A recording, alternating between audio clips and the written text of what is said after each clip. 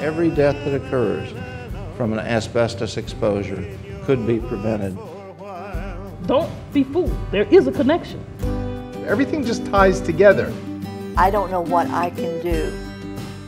It's hard to describe what ADAO has been in my life. I certainly can't imagine it without ADAO. We've come a long way, and I'm really proud of ADAO. Good morning, everyone. Welcome to our Unity and Remembrance Brunch. First, a bit of gratitude. We have Paul and Michelle who've hosted this this brunch for us, so we'd like to thank Paul and Michelle. Would you please stand?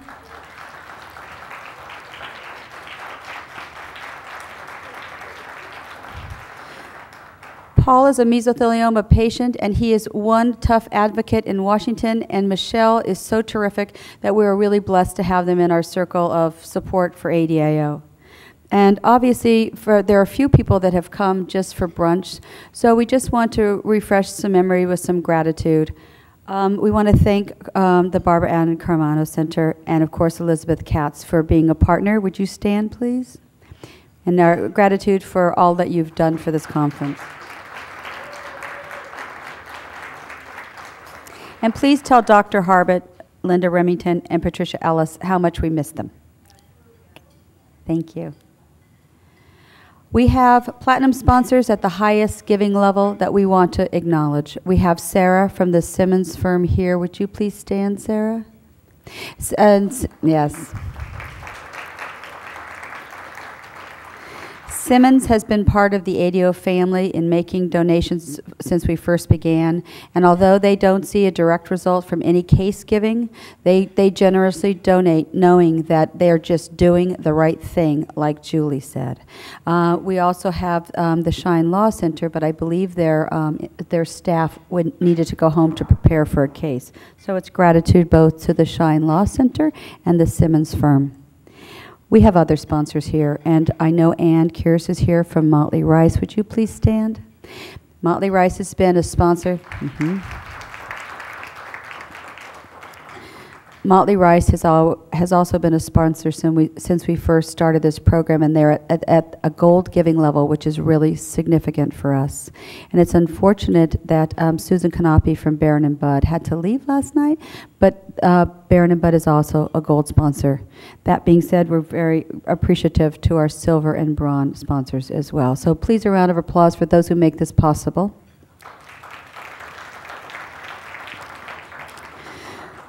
Doug and I work on either coast in virtual offices, but sponsorships enable us to videotape and put on these events, so we really greatly appreciate the patient donations as well from families like Paul and Michelle and Julie and others who do keep our work going. So it's not just firms, it's also patient-driven, but we don't want to start with that list. It would take a long time, but if you go to our website, you'll see a Friends of ADAO section, so we welcome individual support as well. We welcome and we need that, so thank you. So, speakers, I think we have a few that have returned for brunch, which is always lovely. I'm not going to point anybody out, but I will just ask anyone who presented yesterday or today to please stand so everyone in the audience can thank you. Speakers, please stand.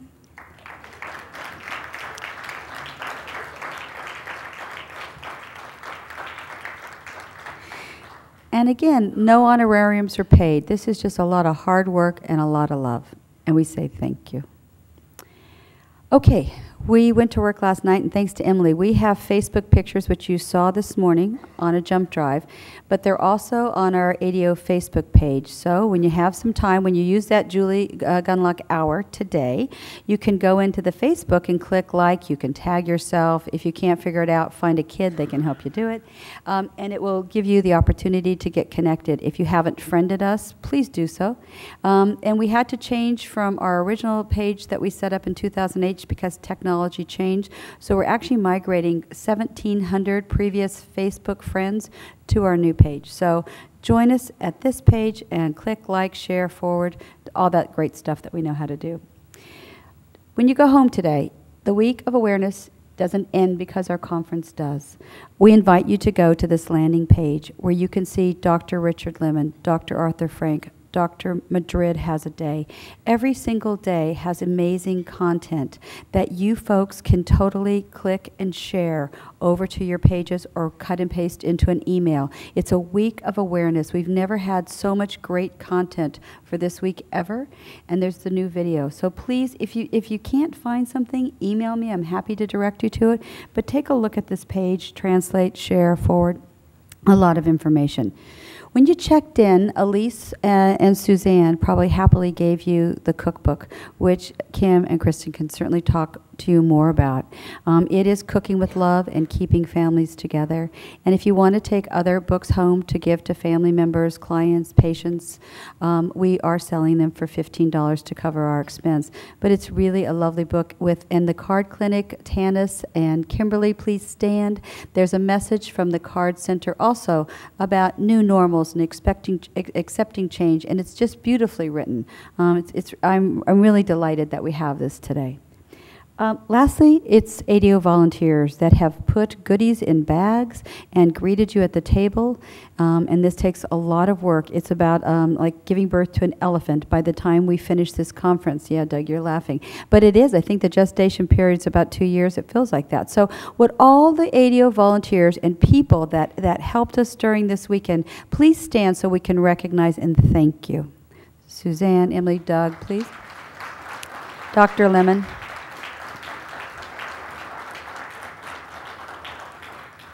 And my personal thanks as well. Well, it's great. We get to not only hear Jordan perform, we got to hear him perform on Friday, but now you get to hear Jordan talk from the heart. We don't have a structured format. It's going to be some sharing that goes on, but we want to recognize Jordan Zevon for being our national spokesperson, a heck of a guy, a great friend, and a man I really enjoy spending time with, really. So if you'd like to come up here, we'd like to give you a round of applause before you start.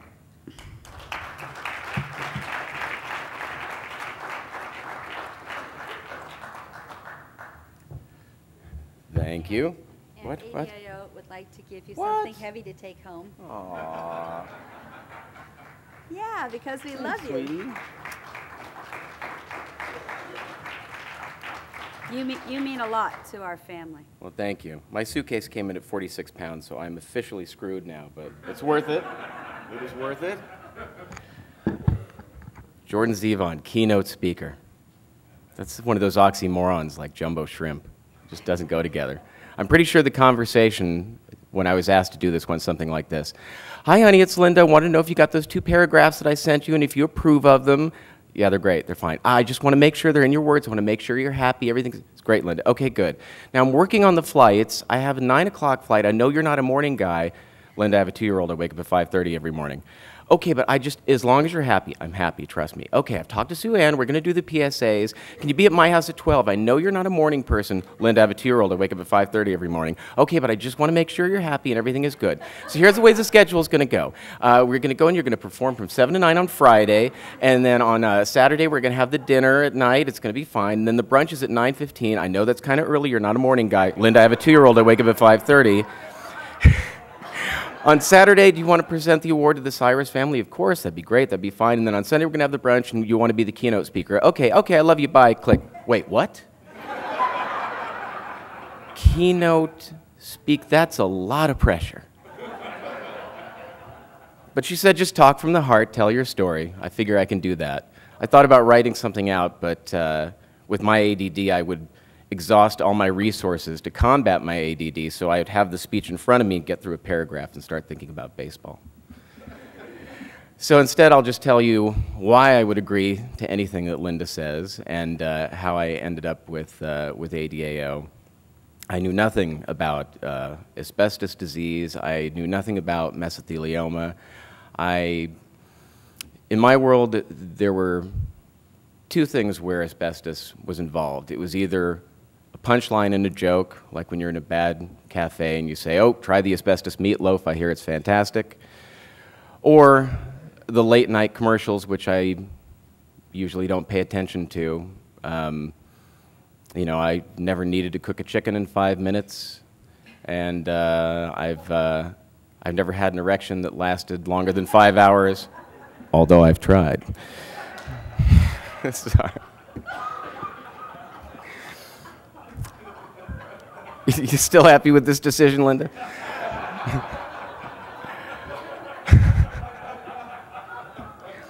But so I knew.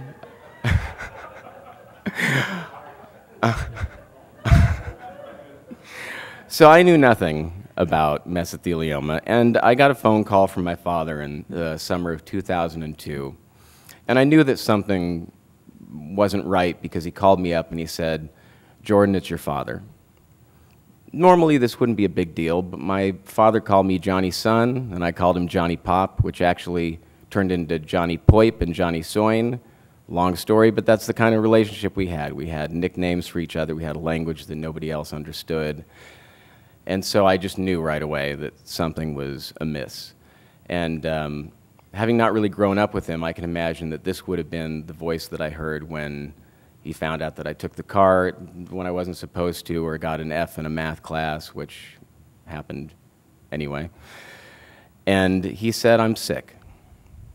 And I asked him what that meant, and he said that he had just come from Calgary where he played a folk festival, and he was in the gym, and he asked somebody, "What's the elevation here? Because I'm having a really hard time catching my breath." And so he came back, and my dad wasn't a doctor guy, but we have a family friend, one of his best friends, Dr. Stan, who was his dentist, the only person that he was dedicated to going to. And Dr. Stan said, "Well, you know, we're going right now. You don't play around with stuff like this." And so they went in and took an X-ray, and no offense to anybody who might be a radiologist or has a loved one that is, but for some reason they seem to, or some of them, of course, seem to like to give the diagnosis, like after they look at the X-ray, and he looked at it and said, "Oh, you probably got about 3 months to live."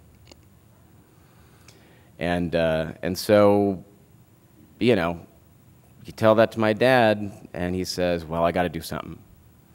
And so he started working on a record. In the meantime, they found out it was mesothelioma. We had no clue where this could have come from. At least we didn't. After talking to Sean, I kind of have a better understanding. But so he decided to make this record, and you know, he figured, if this is the way it's going to be, at least I'm going to go out doing what I do. And he did. He worked really hard in making this record, but it was a tough journey because, you know, you can imagine when you have a death sentence, they'll prescribe anything you could possibly want. And, you know, it was, you name it, it was on the bedside table, and he was afraid, and I was afraid. And a proud moment for me was halfway through the recording of that record, I just had to kind of grab him by the lapels and say, you know, you got to keep it together, and we got to finish this thing. And so he finished the record, and by the time it had come out, he just said, you know, I'm not in shape to go out and start doing interviews and doing press. He had done this Letterman show that was really special, but beyond that, he kind of put things in my hands. And that was a pretty huge moment for me. You know, he said, you're going to have to go out and you're going to have to do the CNNs and you're going to have to do the print interviews and all these things. I can't do it. I'm too tired. And I did it, and I embraced it. And I have no experience with anything like that. I mean, I just strap a guitar on and play, but a situation like this was like, you know, but I did it for my dad. I did it to make him proud. They called his name at the Grammys, and I got up on that stage and just went, you know, it's amazing what that approval and the wanting to make proud will make you push through some of the most difficult things. And so it was really, at a tough time of losing him, it was also a special time for me to kind of be making him proud. And somewhere down the road, I get this call from Linda. And she says, we'd like you to be the national spokesperson for ADAO. And I was thrilled. I mean, I thought, me? My God. And I told my wife, like, she wants me to be the national spokesperson for this. I got to do it, right? Like, you got to do it. And Linda and Em and Alan came over, and we were just blown away. I mean, these were the sweetest people, and Alan was amazing, Emily is amazing, Linda is a phenom, and it's ended up being one of the greatest things that's happened in my life. Because Linda's not like family, she is family at this point. And to come here every year and have this place to come get grounded, to come see some familiar faces, to be reminded that I'm not alone, to do whatever Linda asks and feel good when I've risen to the occasion, it means a lot to me. And I personally want to thank everybody that's come, and you'll find that this is a really special place. And you know, I know that after Alan was gone, you understandably kind of thinking, I might be done with this. And I'm glad that I was able to have a little part in saying, no, you don't. We need you. I need you. Don't you dare. You know.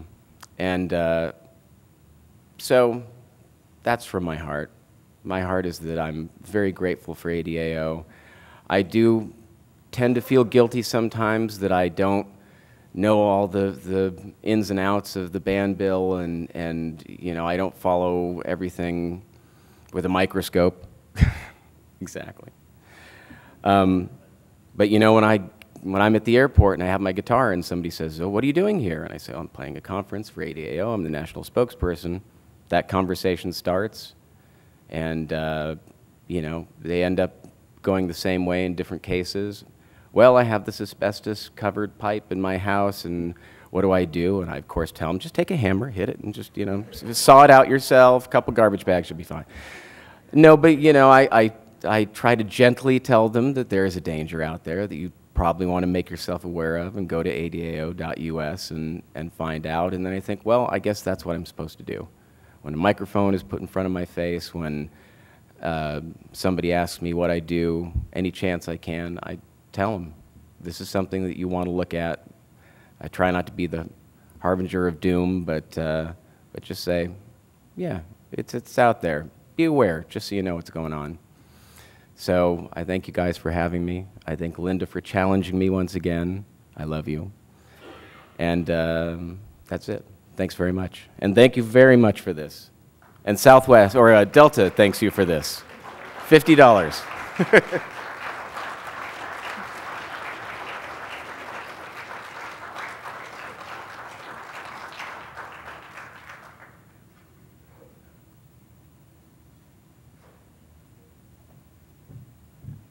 Thank you so much, Jordan.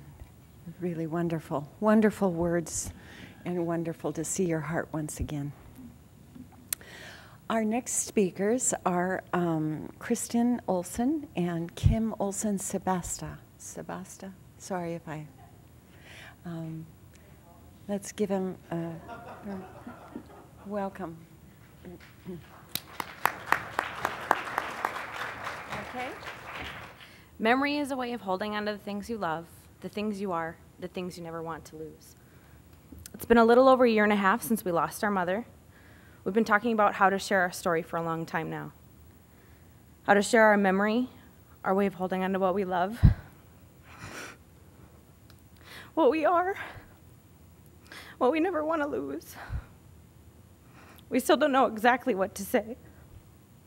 We probably never will. But we feel, I'll just pull you down with me. We feel it's important for us to share our story. Kim and I lost our father to cancer in 1999 when we were just 15. The three of us, our mom and us, we all dealt with it in very different ways. But it brought us closer together.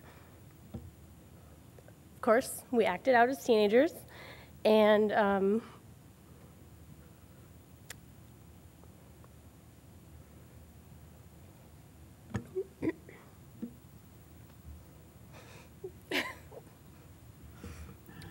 We acted out as teenagers. Occasionally we had our differences, but with loss comes a renewed respect and appreciation for life.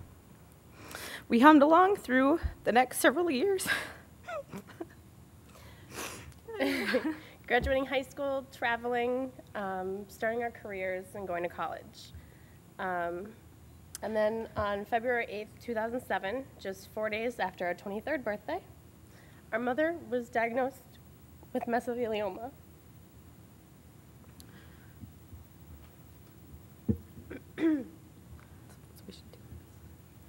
The most important person in our lives, the rock that held our family together, needed us now more than ever.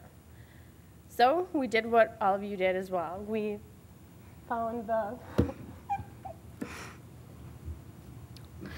the best doctors, the best surgeons, the best everything, because anything besides the best was just not an option. All the while we were using those coping techniques that we learned years earlier to help us stay strong. And at this point, we should mention that we have the most fabulous support network of family and friends. So we called them the troops. Because obviously we can't do it, just the two of us.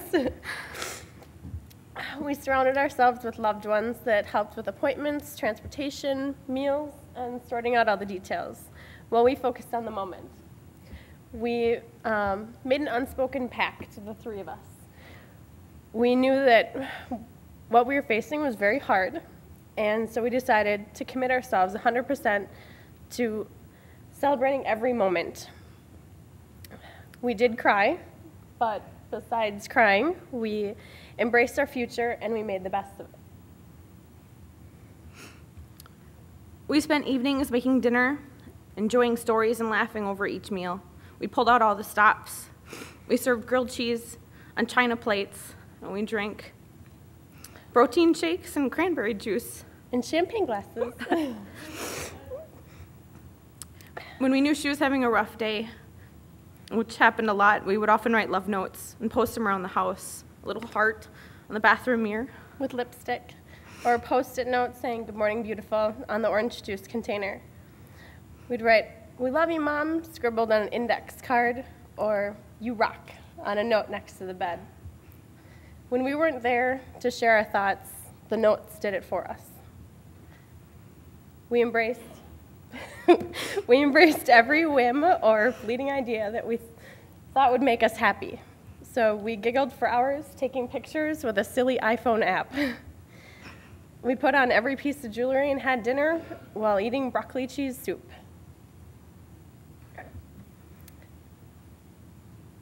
This is how we remember Mom now, the memories that we made a point to create, despite the surgeries, the chemo, the radiation, and the side effects that came with them.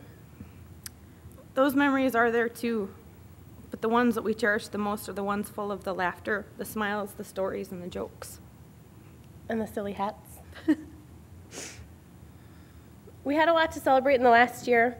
Kim was engaged, with summer wedding plans keeping us on our toes. We also celebrated every moment, and we reminded Mom just how much we loved her every chance we got. We embraced hospice when we felt it was the right thing to do. One of our favorite parts was the music therapy. A trained music therapist would come out to the house, and we took full advantage of this. We would set up in Mom's favorite place, her garden. She built an arbor one summer and had plants growing on it. We would bring out cheese and wines, and we would all sit in the backyard with family and friends, and we'd just sing our hearts out. The neighbors thought we were crazy. So here's where it gets kind of silly. Some people think that animals have a sixth sense about death. Well, we have decided that this slimy, nasty little tree frog may have the same thing. About 2 weeks before Mom died, she started noticing a little frog hanging on the outside wall of her house. And every night when she'd go to turn off the light, she'd reach her head up and say, "Good night, frog." And then she'd flip off the light and go back to bed. And then we started seeing the frog around everywhere. During the day, it actually turned up on the kitchen table inside the house. No idea how it got there, but it was kind of a friendly reminder, and it was very comforting. And it always made Mom smile. So it sort of began to represent her. And even though we knew she was always with us, this silly little frog now is a physical reminder of her presence. So we bring her everywhere. The frog actually joins us on holidays and special occasions, vacations, dinner parties, and even poses for photos. So whenever we have a big event that we miss her and we want her to be involved with, she's always there. Yep. And we have a photo to show it. So we do believe that the grieving process is extremely difficult. We're still trucking along, but in the end, you are stronger, and you're more full of hope, and you have a passion to live each day doing the things that make you happy. Because of the choices that we made to live life and to enjoy every moment, we now remember her and her laugh and her smile and how her presence could light up a room. So now it's your turn. Go find your frog.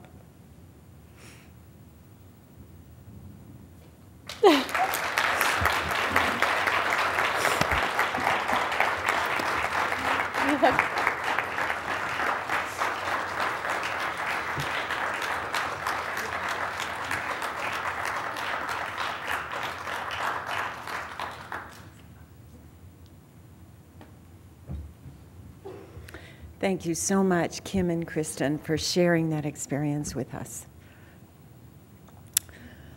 We've come full circle now in this conference, beginning in the evening on Friday with remembering our family members, my father, your family members. We are now embarking on connecting with them again. It's a circle. I love the circle of the ADAO conference, beginning with remembrance. And then yesterday, going through this amazing technological kind of journey, the medical piece, the educational piece, the advocacy piece, the environmental story, and the work, studying people's work. And so now we're into the final part of that circle, which is once again connecting with all of the people who have fallen to asbestos. At each table, you have a candle, and there are matches to light the candle at every table, I believe at every table. If there aren't matches, then kind of maybe you can go to someone else's table. I'm going to do a reading, and then at the end of the reading, if you would light the candle, and we'll have a bit of silence as we light the candle. And so, and we do this every year.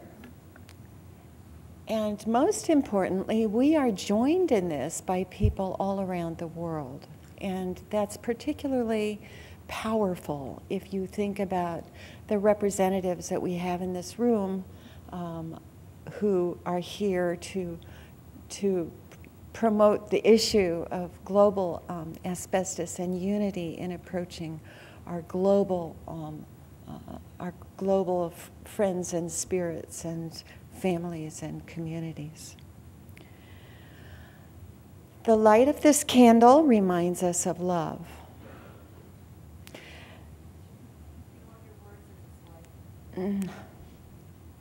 The light of this candle heals our grief. The light of this candle gives us courage. The light of this candle honors our memories. The light of this candle strengthens our pledge to continue.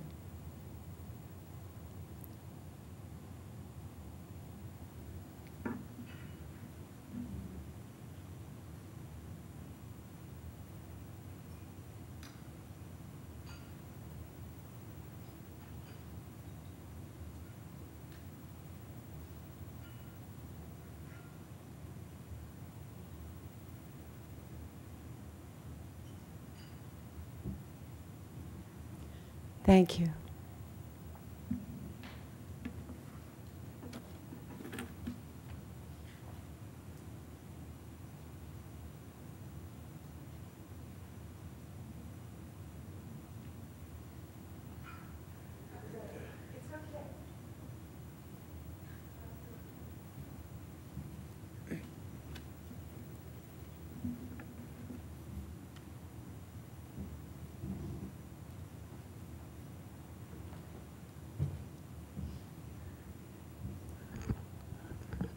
Thank both Jordan and the Olson twins for speaking this morning. This is always a very somber time for us as we come to the close of what I always consider to be a wonderful conference. I think this year we had a really good array of speakers. We had a lot of interconnection with each of us. And each year, it just keeps getting better. Linda asked me to close the conference, send you on your way, but I'm going to give you a challenge, as we talked about yesterday, and that is, as we talked many times, take an hour, think about something you can do to help us stop this horrible scourge of asbestos-related diseases. Keep in mind as you go home that at least 48 people have left this earth because of asbestos.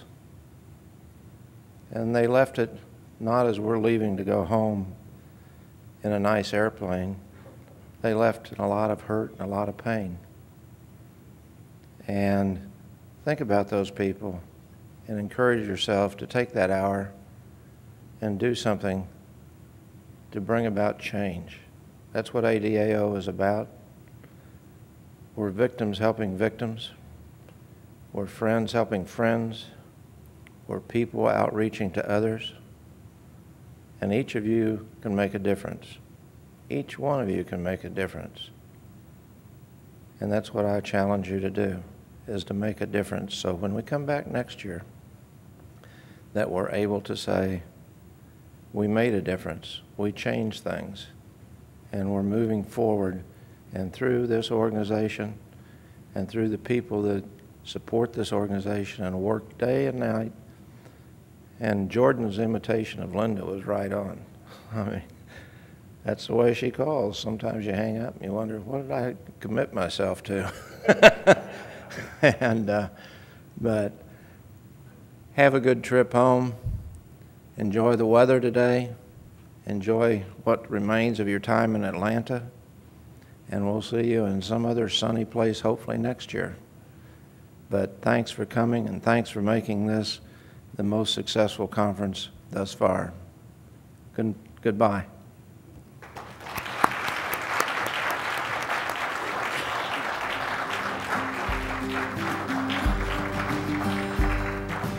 But thanks for coming, and thanks for making this the most successful conference thus far. Keep me in your heart.